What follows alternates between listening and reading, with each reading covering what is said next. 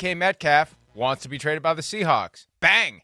So Seahawks what do you think? Are going to explore it. What do you think? Like, did Schneider know at all right there, right? And is he that good? Or was he not aware that this was going to happen and this is something that happened after the combine or after at least our interview there that led to conversations to DK Metcalf wanting to be traded, right? What do you think? What's your call there? If he knows, he's got a pretty good poker face. He does. I feel like he didn't know right there. Like maybe he had heard stuff like we had heard, but nobody substantially. But again, maybe I'm wrong. I could be a fool. I've been a fool before. I know that. But I did not get it sitting there like it was nervous looking into his eyes like, oh, I'm kind of bullshitting my way through this and there really is stuff. Or does it look like that in the second look? So I don't know what to think there. Yeah, it didn't seem like he was tiptoeing through a minefield or just trying to bamboozle us again. If he wasn't aware he's got a very good poker face, I don't want to play poker with him. There are plenty of figures in the NFL based upon the scrutiny we have given to their press conferences over the years that I would love to play poker with, not John Schneider.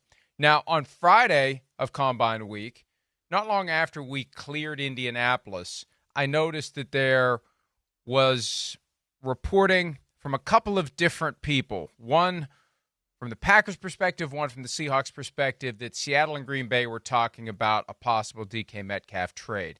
And then someone from The Athletic, I think Matt Schneidman, came in and said there's been no contact between the Packers and the Seahawks about a DK Metcalf trade. And that kind of ended it going into the weekend.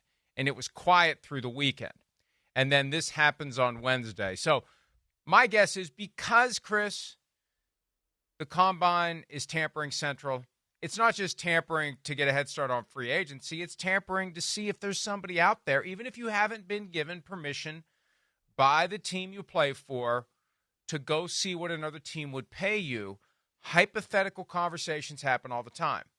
And it's possible the DK Metcalf's agent, and they all go to Indianapolis for an annual agent meeting. They're all there. All the teams are there. It's possible the DK Metcalf's agent had enough hypothetical conversations to come to the conclusion that there was interest in him at more than the $18 million he's going to make this year. See, I think that's the big difference between You're probably right, Samuel Mike. Yeah. and DK Metcalf. I think Metcalf wants another big contract. Debo understands he hasn't been the same guy. Right. I think he's not clamoring for a new contract, and he's getting $17.55 million once he's traded to the Commanders next week, and there's never been any talk of him getting a new deal. I think DK's looking at 18. He's looking at Justin Jefferson at 35. He's looking at Jamar Chase, who's going to be 40. Yeah, his college teammate, A.J. Brown. Exactly. Good point. Right. At 30 plus. And also, DK's looking at the last 6 years saying, why don't they use me more? We've been saying that for years. Yes, we have. have. Get the ball in this guy's hands and let him go be a freak in a good way. Yeah, that's right. Exactly. He is. He's a freak in a good way. He's a special talent. I mean, and I know we're going to hit on everything Seattle here, but what a day or what a blow to the wide receiver room. No Tyler Lockett. He gets released. DK Metcalf wants to be traded. But like you're saying it right, Mike. I mean, I think where the market is at the wide receiver position, yeah, he's underpaid. He feels like he's underappreciated in that department. Also, on top of that, yeah, he's still got the type of ability that's game-changing, difference-making. 15 yards per catch. That just tells you right there. There's yards after the catch, and there's, I can run by you down the field still and be a threat to where you got to worry about, single covering me, or you got to think about putting a safety over there. So he is a game changer there. And yeah, I would think there is certainly going to be a market for trading for him for at the current price he's at, and a market to go, fine, we'll trade for you, and yes, we'll make your contract even better. He's special. We know that. We see a few plays, right, every few weeks, every month where we just go, wow, DK Metcalf. He's that kind of player. So, yeah, I think there'll be a big-time market, and I think you're right. It's the money, and I guess I'm just a little surprised of, like, why, why? Why is what don't we like about Seattle anymore? What's about the situation that doesn't appeal to him, I guess, is the question that I have about the whole thing.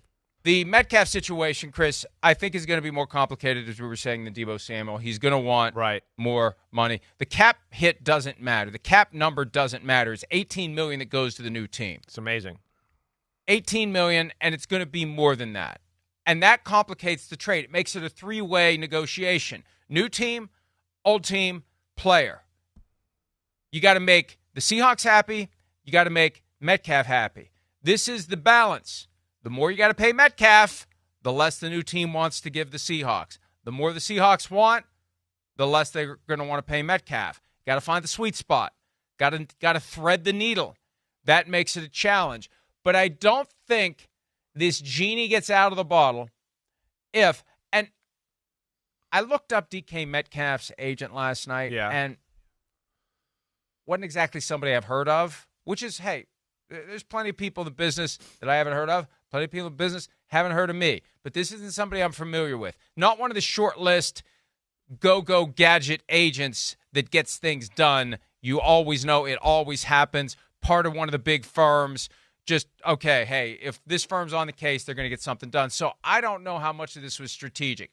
But I think the right way to do it is set it all up last week. Make sure you know who the team is. Make sure you work the channels so you know what it's going to take financially. And it should happen quickly if that's the case. And yesterday's is just the last chapter in the book that unfolded last week in Indy. That could be one way it goes. So it's not a matter of, now they got to go find somebody.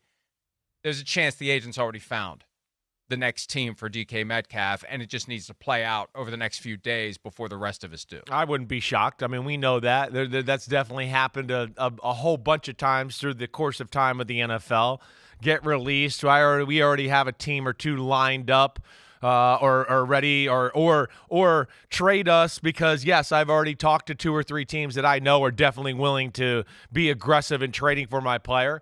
I would think there is some idea out there. One, I mean, I think it's going to be a robust market. It doesn't matter. They don't need to know anything. It's DK Metcalf. The guys like him don't fall off the tree very often. He can, as we said a second ago, he can run by you on go routes. He can catch slant routes and break tackles and run for a touchdown. He can jump up over you and moss you as good as anybody in the sport right now.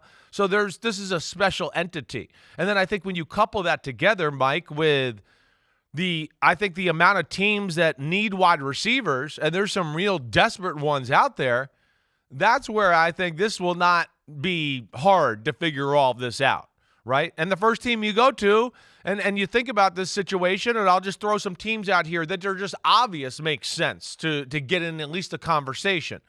But the guy with the old crick in his neck when they traded the last awesome receiver from Ole Miss, that guy, Mike Vrabel, that's the first one. The Patriots, the Chargers, the Panthers, the Cardinals, the Broncos, the Packers, and then there's maybe the Chiefs, maybe the Bills. I wouldn't even throw maybe the Commanders out of this in this conversation quite yet with the money they got to spend. So that is just a quick think about as far as who could be interested here. And then, as far as his current contract and where that is, they got to figure that out, certainly. But I think this is going to be something that happens rather fast when it all goes down. Okay, so 2 prongs to this then. Right. What do we think he gets paid? Give me the over-under for the DK Metcalf new money APY. And when he's starting at 18, it's easier to get to a higher APY because, that $18 million, it just kind of gets forgotten, but it can't be forgotten. That's year 1. That's what's left. We start getting beyond this, a 3-year deal, a 4-year deal, a 5-year deal. What do we think the new money average is going to be? I'm going to say he gets right up there around A.J. Brown territory, right? I'm going to say somewhere in that A.J. Brown, $32 million, 33, somewhere in there. That's where I think it'll be below Justin Jefferson, flirt with C.D. Lamb, but not quite be there. That would be my guess. What do you think there, big guy? I think that A.J. Brown will be his benchmark. I just think he's going to have a hard time getting all landing that there. Right. But look, A.J. Brown got a third contract. I think it's generally difficult for a non-quarterback to get a significant third contract. Yes. Usually the biggest bite of the apple is the second one. And then it's just chew as fast as you can to try to get more before your physical skills go away. He will be 28 in December.